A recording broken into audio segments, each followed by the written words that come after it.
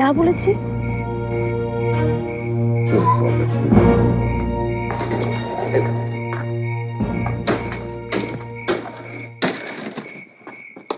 বাবা, কি হয়েছে? আপনার এরকম মন খারাপ কেন? আরে কি যে হয়েছে আমি তো কিছুই বুঝতে পারছি না। ভেতরে আমাকে বললো আমার মুখের দিকে নাকি তাকাতেও যাচ্ছে না। ভাবি দেখো তো আমার মুখে কোনো দাগ টাগ আছে নাকি?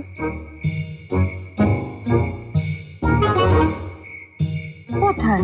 কোনো তো দাগ নেই। যে দাগও লাগিয়েছে সেটা মুখে না, অন্য কোথাও। অন্য কোথাও মানে? আবার কোথায় দাগ লাগলো?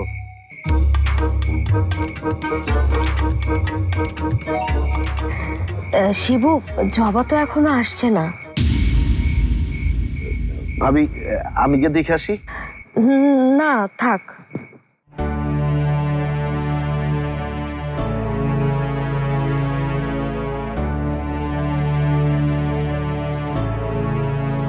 আপনি আমাদের বিদায় দিবেন না?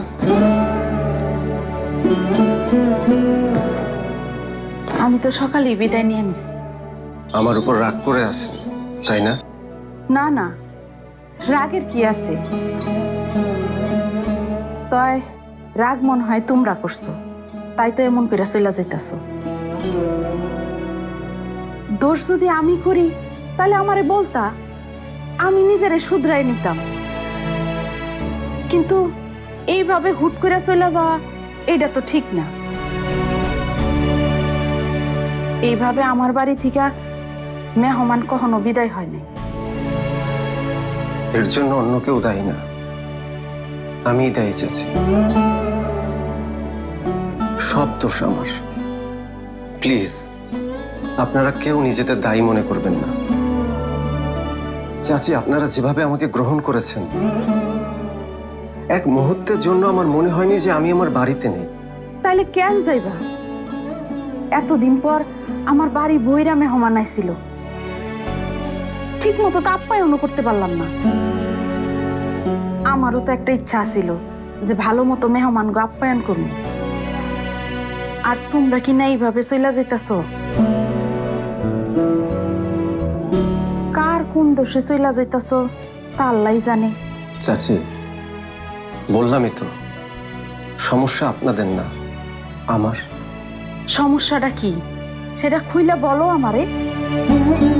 আজকে না, অন্য আরেকদিন বলবো।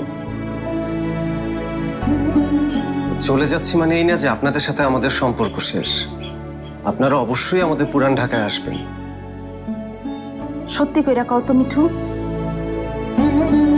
জবা কি কিছু করছে তোমার সাথে? তার জন্য কি চলে যাইতেছ? জবা? না, জবা কি করবে? ও কিছু করে নাই। বুঝছি, তোমরা জবার উপরে রাগ করে চলে যেতেছ। না না, তেমন কিছু না। আমি আমার মাইয়ারে চিনি বাবা। ও ছোটবেলা থেকে একটু জিদি, বাপ মা ছাড়া মানুষ হয়েছে তো। আমার কি মনে হয় জানো, আমি মনে হয় ওরা ঠিক মতো মানুষ করতে পারিনি।